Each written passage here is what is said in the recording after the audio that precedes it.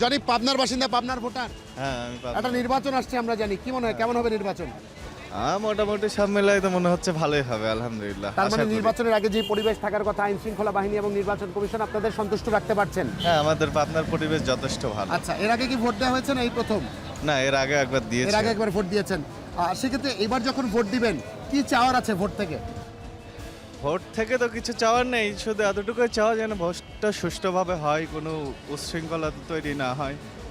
তারপরে আমরা চাই যেন আমাদের প্রার্থীগুলা তাদের ওয়াদা নিভাগ ঠিক মতো আমাদের দেশ ও জাতির কল্যাণে কাজ করুক, এতটুকু। চমৎকার। আপনাকে একজন তরুণ প্রতিনিধি হিসাবে আমি ধরে নিতে পারি, সেই ক্ষেত্রে এই মুহূর্তে পাবনার তারুণ্য ভোট নিয়ে কি ভাবছে বা তারা কোন বিষয়টা প্রার্থীর মধ্যে খোঁজার চেষ্টা করছেন?